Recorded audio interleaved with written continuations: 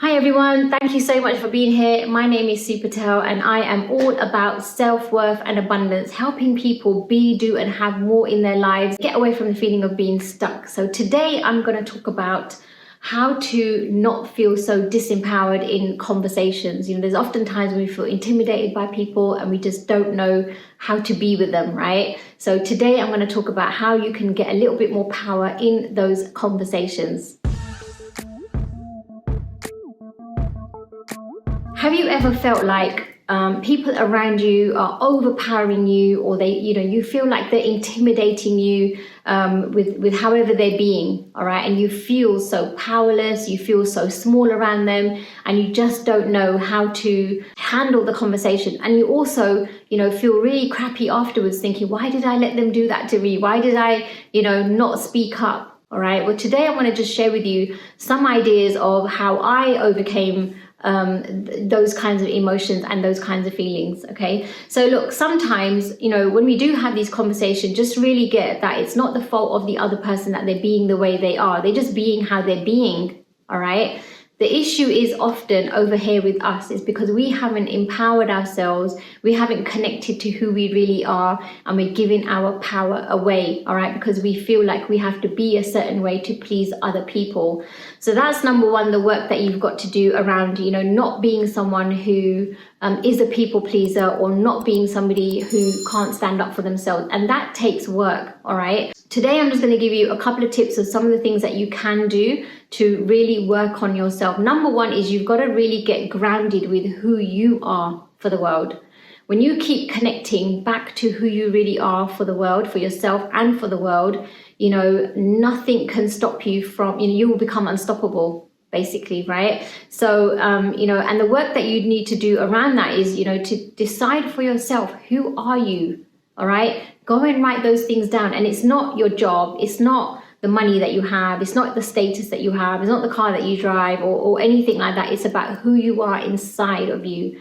All right, so just give you an example. Who I am for the world is love, leadership and empowerment. And that's how I show up all day long. All right, that's who I am and that's how I show up all day long. But there'll be something that resonates with you. Go and write those 3 words down, like who are you for the world? And then you want to really look at is, what is your mission? Like, what is it that you want for people? All right, what I want for people is that everyone has the freedom to live into their greatness. Okay, because for so many years, I didn't feel I had that freedom to live into my greatness. I've been married and divorced twice, based on a load of stuff that happened to me in my past.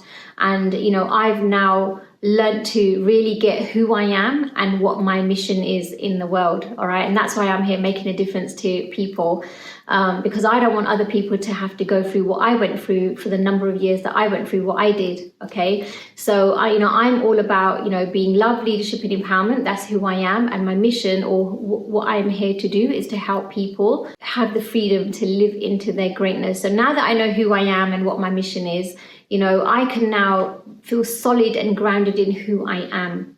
All right. So that gives me now a little bit of power because I know who I am. I'm grounded in that. And the way that I got to become that is by daily affirmations, daily visualizations to my self-image, my identity. And I have a video on identity over here if you want to click the link. Go and check that out. But basically it's around really creating an identity of yourself that you really want to live into. Who do you want to be and how do you want to be? So go and create that identity for yourself.